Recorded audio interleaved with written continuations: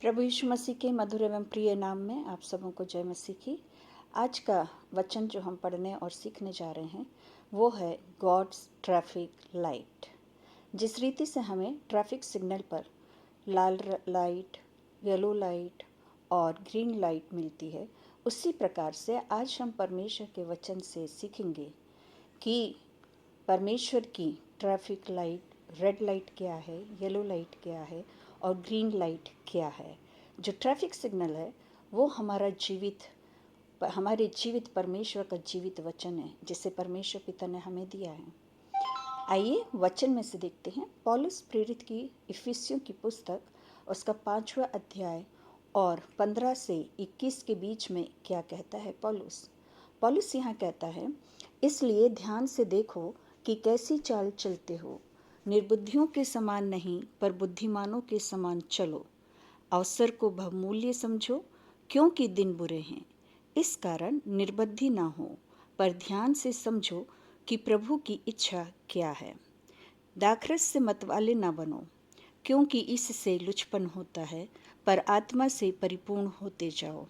और आपस में भजन और स्तुतिगान और आत्मिक गीत गाया करो, और अपने अपने मन में प्रभु के सामने गाते और कीर्तन करते रहो। और सदा सब बातों के लिए हमारे प्रभु यीशु मसीह के नाम से परमेश्वर पिता का धन्यवाद करते रहो।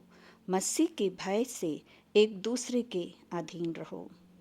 प्रियो, हमें हमारी जवाबदारियों को समझना है। हमें अपनी जवाबदारियों को समझते हुए उसके अनुसार जीवन जीना है, ना कि उस व्यक्ति के समान जीवन जीना है जिसके जीवन में कोई उद्देश्य ही ना हो। हमें हमारे जीवन का उद्देश्य, हमारे जीवन का एम, हमारे जीवन का गोल क्या है वो मालूम होना चाहिए, और वो भी सांसारिक रीति से नहीं, परंतु प्रभु यीशु मसीह में हमें किस रीति से चलना है, हमारा चाल चलन कैसा होना है, हमें क्या कार्यों को करना है, उन चीज़ों को हमें मालूम होना चाहिए। और हमें बुद्धिमान बनने की आवश्यकता है। चाहे जितने भी कठिन दिन क्यों ना हो या बड़ी से बड़ी समस्या क्यों ना हो, हमें अपने समय का सही उपयोग करना आना चाहिए, ना कि समय बर्बाद करना चाहिए। हमें ध्यान से समझना है, हमें ध्यान से सीखना है कि प्रभु की इच्छा आखिर क्या है, और आत्मा से हमें परिपूर्ण होकर प्रभु की इच्छा को पूरी करना है, और प्रभु यीशु मसीह के भय में एक दूसरे के अधीन हमें रहना है। जैसे ट्रैफिक लाइट होते हैं, वैसे ही परमेश्वर पिता ने हमें भी आज्ञाएं दी है कि हमें किन आज्ञाओं को करना है और किन्हें नहीं करना है। जैसे 10 आज्ञाएं, जिनमें से पहली 4 आज्ञा हमारा संबंध और परमेश्वर के साथ हमारे संबंध को बताता है, और बाकी की 6 आज्ञाएं हमारा संबंध दूसरे लोगों के साथ कैसा है वो बताता है। हमें इन कार्यों को, इन आज्ञाओं को मानना है, और हमारा संबंध परमेश्वर पिता के साथ और अन्य लोगों के साथ आपस में अच्छा बनाना है। यदि हम इन आज्ञाओं को नहीं मानते हैं तो हमारा संबंध परमेश्वर के साथ और आपस में एक दूसरे के साथ खराब होता जाता है। तो आइए अब हम देखते हैं कि परमेश्वर क्या कहते हैं। गॉड्स ट्रैफिक लाइट, परमेश्वर पिता की ट्रैफिक लाइट क्या क्या है। परमेश्वर पिता की ट्रैफिक लाइट लाल, पीली और हरी बत्ती है या लाइट है। जैसे ट्रैफिक सिग्नल में लाइट होती है, वैसे ही आइए हम एक एक करके सभी लाइटों को देखते हैं। तो पहले हम देखते हैं परमेश्वर पिता की लाल लाइट। इसका मतलब होता है ठहरो, रुक जाओ, स्टॉप। अर्थात हमें कुछ ऐसे भी कार्य हैं जिन्हें करने से हमें अपने आप को रोकना है। जैसे निर्गमन 20:1-17 में जो 10 आज्ञाएं हमें दी गई है, उसमें लिखा हुआ है, मुझे छोड़ किसी दूसरे को ईश्वर करके ना मानना, कोई मूर्ति खोद कर ना बनाना, ना उनको दंडवत करना, ना उनकी उपासना करना, खून ना करना, व्यभिचार ना करना, चोरी ना करना, झूठी गवाही ना देना, लालच ना करना। हमें इन सब बातों को करने से अपने आप को रोकना होगा। रोमियो 14:20 और 21 में लिखा है, भोजन के लिए परमेश्वर का काम ना बिगाड़ना। अर्थात भोजन के लिए परमेश्वर का काम नहीं बिगाड़ने के लिए हमें ऐसे कोई भी कार्य नहीं करना है जिससे परमेश्वर का काम बिगड़ जाए। कोई ऐसा काम ना करो जिससे तेरा भाई ठोकर ना खाए। ठोकर ना खाए, अर्थात ऐसा कोई काम ना करो जिससे तेरा भाई ठोकर खाए। अर्थात ऐसे कोई भी कार्य को हमें नहीं करना है जिससे कि हम आपस में एक दूसरे को ठोकर खिलाते हैं और परमेश्वर के नाम को बदनाम करते हैं और परमेश्वर के नाम को महिमा नहीं मिलने पाती। ऐसे हमें इस कार्यों को नहीं करना है। पहला कुरिन्थियों 8 और 12 के अनुसार मूर्तियों पर चढ़ाया हुआ भोजन ना खाना। यदि तू ऐसा करेगा तो नया विश्वासी या निर्बल विवेक वाले भाइयों के विरुद्ध अपराध कर उन्हें चोट पहुंचाकर मसीह के विरुद्ध अपराध करते हैं। इसलिए कि हम अपराध ना करें मसीह के विरुद्ध, हम आपस में ऐसे कोई भी कार्यों को ना करें जिससे कि एक दूसरे को चोट पहुंचती है, जैसे कि मूर्तियों पर चढ़ाया हुआ खाना। नए विश्वासियों के लिए या निर्बल विवेक वाले लोगों के लिए एक ठोकर का कारण हो सकता है यदि हम मूर्तियों पर चढ़ाया हुआ खाने को खाते हैं।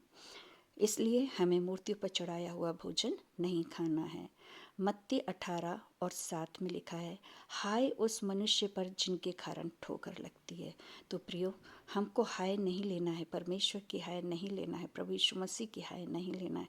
तो हमें उन कार्यों को नहीं करना है जिससे कि हम एक दूसरे को ठोकर लगाते हैं या देते हैं या सामने वाले के मन को ठेस पहुंचती है या चोट पहुंचती है। यशायाह 8 और 20 वहाँ लिखा हुआ है, व्यवस्था और चितौनियों ही की चर्चा किया करो। यदि वे लोग इन वचनों के अनुसार ना बोले तो निश्चय उनके लिए पौ ना फटेगी। अर्थात जितने भी इंस्ट्रक्शंस वचन में हमें दिए गए हैं, जितनी भी टीचिंग्स हमें वचन से प्राप्त होती है, हमें उन्हीं की चर्चा करना है, उन्हीं बातों को हमें दूसरों तक पहुंचाना है। और यदि हम ऐसा नहीं करते हैं तो फिर हमारे लिए पौ कभी नहीं फटेगी, हमारे लिए उजियाला कभी नहीं होगा। बाइबल हमें सही दिशा दिखाती है और हमें सही बातें सिखाती भी है। हमें उनका पालन करना चाहिए। यदि हम उनका पालन नहीं करेंगे तो उसका भुगतान भी हमें ही भोगना पड़ेगा। अतः हम बाइबल को सावधानी पूर्वक समझते हुए पवित्र आत्मा की अगुवाई में पढ़ें, समझें और सीखें, ताकि हमारे लिए परमेश्वर की ओर से आशीषों की पौ फटने पाए और हम अपरंपार आशीषों की बारिश को परमेश्वर पिता से प्राप्त करने पाएंगे। गलातियों 1 और 6 में लिखा है, मुझे आश्चर्य होता है कि जिसने तुम्हें मसीह के अनुग्रह में बुलाया उससे तुम इतनी जल्दी फिर कर और ही प्रकार के सुसमाचार की ओर झुकने लगे। प्रियो, सही बात है, जब हम इस संसार में चलते और फिरते हैं, अन्य लोगों के साथ हमारा उठना और बैठना होता है, तो हम अपने मसीह के अनुग्रह से भटक जाते हैं, हम उससे फिर जाते हैं। परंतु हमें ऐसा नहीं करना चाहिए। हमें प्रभु परमेश्वर पिता से कभी नहीं फिरना चाहिए, मुकरना भी नहीं चाहिए। और जीवित वचन को जैसे हमने स्वीकारा है उसमें हमें हमेशा उसी प्रकार बने रहना चाहिए, ना कि किसी दूसरी बातों में, सुसमाचार में हमें फिरना है।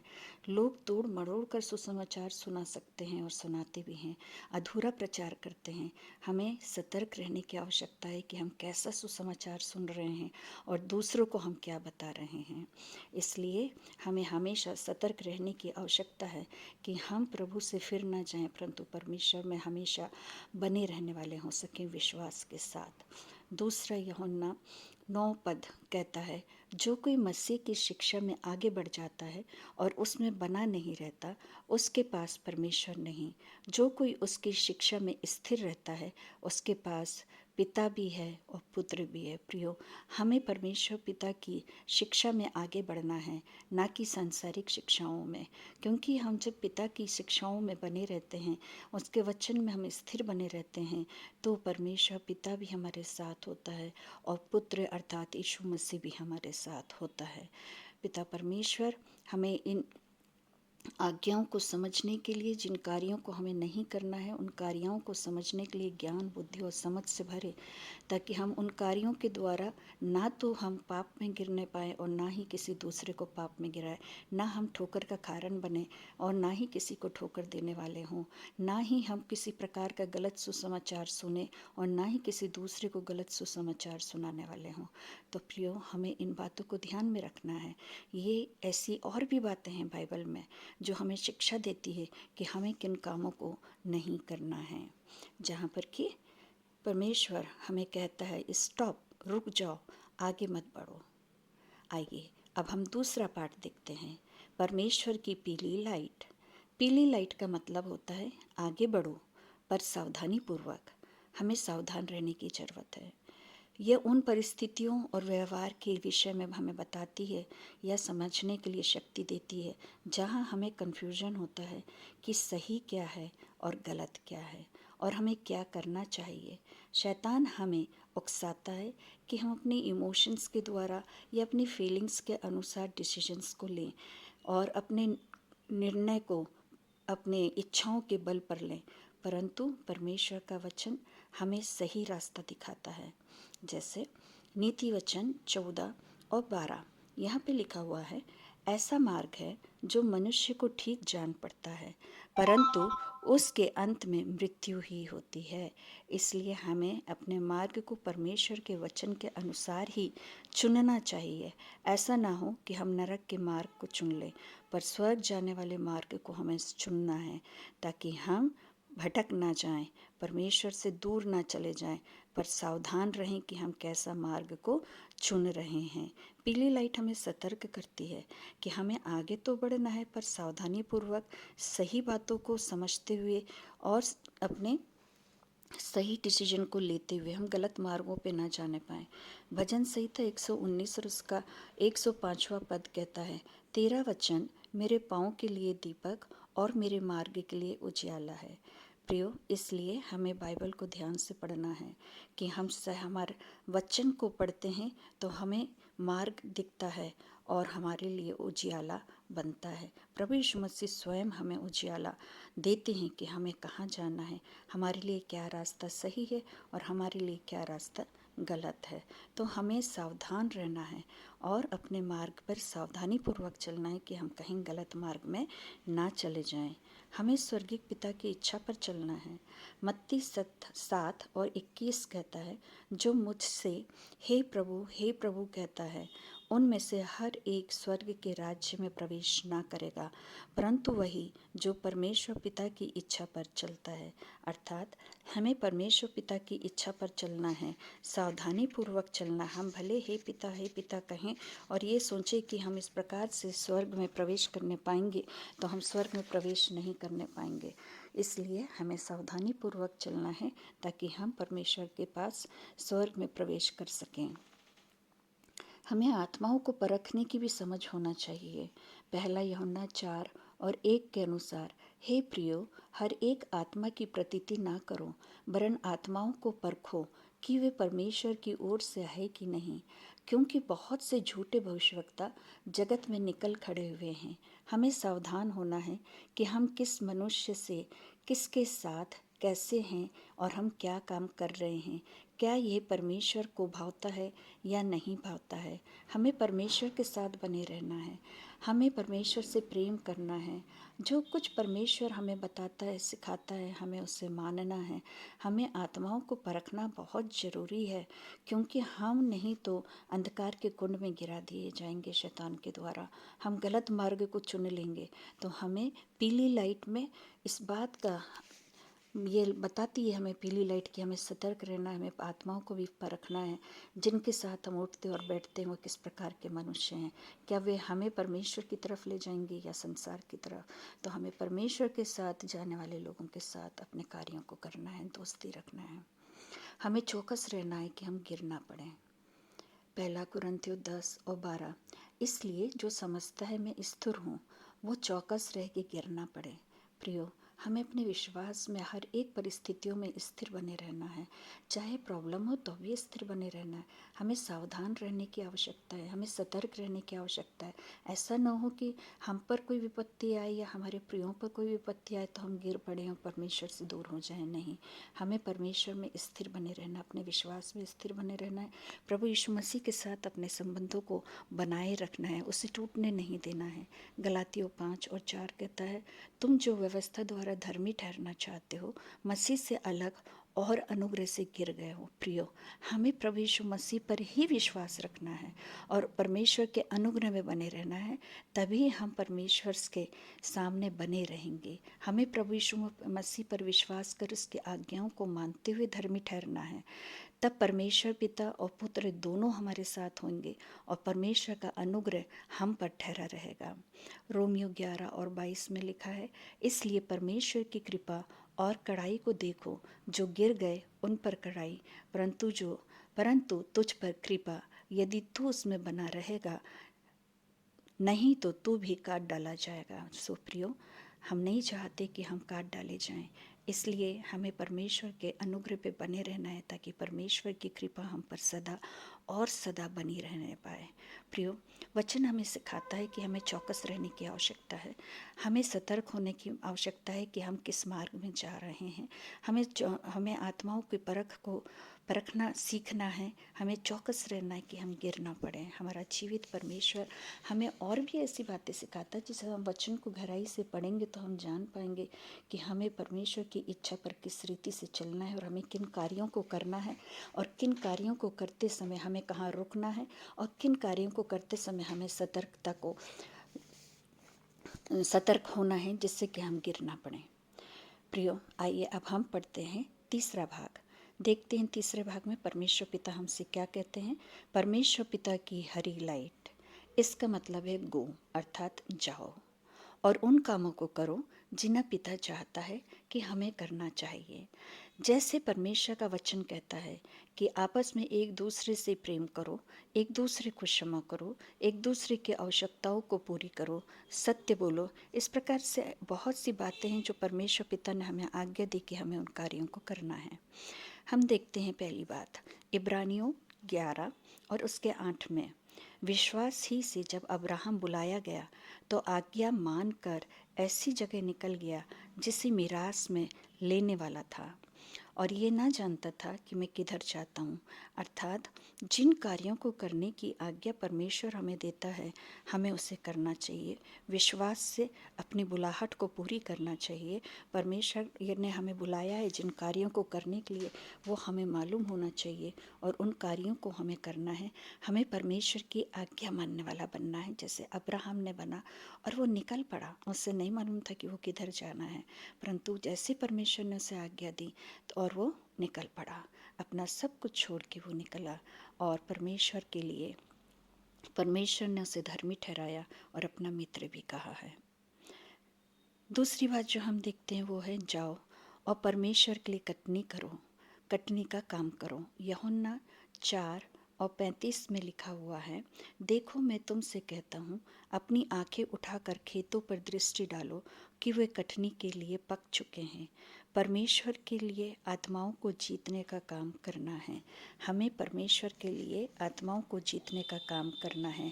खेत पके हुए हैं, कटनी के लिए मजदूर कम हैं, हमें कटनी करने वाले बनना है। अर्थात परमेश्वर के वचन को हमें दूसरों को सुनाना है, ताकि दूसरे लोग परमेश्वर पर विश्वास कर अपने प्राणों को बचा सके और अनंत जीवन में प्रवेश कर सके, अनंत जीवन के मार्ग पर चल सकें। मत्ती 28 और 19 में कहता है, इसलिए तुम जाओ और सब जातियों के लोगों को चेला बनाओ और उन्हें पिता और पुत्र और पवित्र आत्मा के नाम से बपतिस्मा दो। अर्थात कटनी करने के लिए हमें जाना होगा, हमें सब लोगों के बीच में जाना होगा, सुसमाचार लोगों को बताना होगा, परमेश्वर पिता पुत्र पवित्र आत्मा के विषय में उन्हें बताना होगा। वे विश्वास करेंगे प्रभु यीशु मसीह पर और उन चेले बनेंगे, तब हमें उन्हें बपतिस्मा भी देना है। मत्ती 28 और 20 में कहता है, उन्हें सब बातें जो मैंने तुम्हें आज्ञा दी है मानना सिखाओ। परमेश्वर के सुसमाचार का प्रचार हमें लोगों को करना है, उन्हें विश्वासी बनाना है, उन्हें हमें बपतिस्मा देना है। इतना ही काम नहीं है, पर उसके साथ साथ सब बातें और आज्ञाएं जो प्रभु ने हमें दी है, हमें उन्हें मानना सिखाना है। अर्थात कहाँ लाल बत्ती है, कहाँ रुकना है, कहाँ हमें सतर्क होना है, कहाँ पीली बत्ती, हमें कहाँ सतर्क होना है, किस मार्ग पे जाना है, ये चीज़ों को हमें उन्हें बताना होगा। नए विश्वासी लोगों को हमें बताना होगा, हमें कटनी के कार्यों को करना होगा। प्रेरित 8 और 4 में कहता है, जो तितर बितर हो गए वे सुसमाचार सुनाते फिरे। प्रभु प्रियो, हम किसी भी स्थिति में क्यों ना हो, हमें प्रभु यीशु मसीह के सुसमाचार को सदा सुनाते रहना है। हमें सिद्धता की ओर आगे बढ़ते चले जाना है। इब्रानियों 6:1 कहता है, इसलिए आओ मसीह की शिक्षा की आरंभ की बातों को छोड़कर हम सिद्धता की ओर आगे बढ़ते चले जाएं। हमें आगे बढ़ना है, अब हमें पीछे नहीं देखना है। हमें दिन प्रतिदिन प्रभु की संगति में आगे बढ़ना है। प्रभु के कार्यों को करने के लिए हमें आगे बढ़ते चले जाना है। हमें सिद्धता की ओर आगे बढ़ना है। अभी हम सिद्ध नहीं हुए हैं, पर हम उन कार्यों को करें जिससे हम सिद्धता में एक एक कदम आगे बढ़ते चले जाएं। तो परमेश्वर का वचन कहता है हमसे कि अब हमें सिद्धता की ओर आगे बढ़ना है। फिलिपियो 3:13 में लिखा है, हे भाइयों, मेरी भावना यह नहीं कि मैं पकड़ चुका हूँ, परंतु केवल ये एक काम करता हूँ कि जो बातें पीछे रह गई हैं उनको भूलकर आगे बढ़ता जाऊँ। पौलुस प्रेरित फिलिपियो की कलीसिया को भी कहता है कि आगे बढ़ो। अब जो बातें छूट चुकी हैं, जो हम पीछे छोड़ चुके हैं, उनको रहने दो, पर अब आगे बढ़ो, सिद्धता की ओर आगे बढ़ो। और परमेश्वर का वचन फिलिपियो 3:14 में कहता है, पौलुस कहता है, निशाने की ओर दौड़ा चला जाता हूँ ताकि वो इनाम पाऊँ जिसके लिए परमेश्वर ने मुझे मसीह यीशु में ऊपर बुलाया है। प्रियो, हमारे जीवन का उद्देश्य होना चाहिए हम सिद्धता की ओर आगे बढ़ने पाएँ। हम हर एक बातों में जो आगे बढ़ने वाले हो सकें, प्रभु के साथ संगति बनाए, प्रभु के साथ अपने संबंधों को गहरा करें। हमारे जीवन का उद्देश्य होना चाहिए कि हम प्रभु के लिए कार्यों को करें और अपने उस निशाने की ओर दौड़ते चले जाएं जो कि हमें स्वर्गीय पिता के पास लेके चलता है। हमें परमेश्वर पिता की नज़दीकी में रहना है। तो ये परमेश्वर का वचन हमें बताता है कि जाओ और क्या क्या कामों को करो। तो हमें परमेश्वर के लिए कटनी के कामों को करना ज़रूरी है। हमें लोगों को परमेश्वर की नज़दीकी में लाना है। हमें लोगों को प्रभु यीशु मसीह का सुसमाचार बताना है, सिखाना है, उन्हें चेला बनाना है, उन्हें बपतिस्मा देना है, उन्हें हर एक आज्ञाओं को मानना सिखाना है और हमें उसके साथ साथ सिद्धता की ओर आगे बढ़ते चले जाना है। ये परमेश्वर का वचन हमसे कहता है हरी बत्ती में कि जाओ और इन कार्यों को करो। प्रियो, हमने देखा कि प्रभु यीशु मसीह परमेश्वर पिता की 3 लाइट हैं। अब हम इसको गहराई से और समझने की कोशिश करते हैं। जो लाल बत्ती है वो प्रभु यीशु मसीह का लहू है प्रियो, जो कि हमें इस संसार की अभिलाषाओं से, जीविका के घमंड से हमें बचा के रखता है, आँखों की अभिलाषाओं से, शारीरिक अभिलाषाओं से बचा के रखता है और पाप में गिरने से हमें बचा के रखता है। यीशु का लहू हमें ढांपे रखता है ताकि हम प्रभु के लिए हम ठहरे रहें और उन कार्यों को करें जो कि परमेश्वर पिता हमसे चाहते हैं। पीली लाइट जो है वो पवित्र आत्मा के समान है प्रभु। वो हमें बताता है प्रियो कि हमें किन कार्यों को करना। वो सहायक है हमारा, हमारे सही मार्ग को चुनने में पवित्र आत्मा हमारा सहायक है। वचन को पढ़ने और समझने और सीखने में पवित्र आत्मा हमारा सहायक है। यीशु का लहू हमें बताता है कि हमें किन कार्यों को करना और कहाँ नहीं जाना, रुक जाना है, ठहरना है। पवित्र आत्मा हमें बताता, हमें सतर्क करता कि हम कहाँ जा रहे हैं, हमें सही रास्ते पे हैं या नहीं है। और परमेश्वर का जीवित वचन जो है वो हरी लाइट है जिसे हमें पूरा पढ़ना है और समझना है और सीखना है ताकि हम किसी भी रीति से शैतान के चुंगल में ना फंसने पाएँ, परंतु हम शैतान के सिर को कुचलने वाले बन सके। यीशु मसीह का दोबारा आगमन बहुत निकट है प्रियो। हमें वचन को बहुतायत रीति से पढ़ना है। इस हरी लाइट को, इस परमेश्वर के जीवित वचन को जो हरी लाइट के समान है, जो हमें शिक्षा देता है, उससे हमें दिन प्रतिदिन पढ़ना है। उनकी छुपी हुई गुप्त भेद की बातों को समझना है, परमेश्वर से दर्शन पाना है। अपने प्रभु यीशु मसीह का दर्शन हमें पाने की खोज में लगे रहना है प्रियो। ये समय है कि हम इन अंत के दिनों में अपने आप को प्रभु को सौंपें और परमेश्वर के वचन से हर एक बातों को समझें कि हमें कहाँ रुकना है, हमें कहाँ सतर्क होना है और हमें किन कार्यों को करना है। परमेश्वर पिता हम सबों को आशीष दे।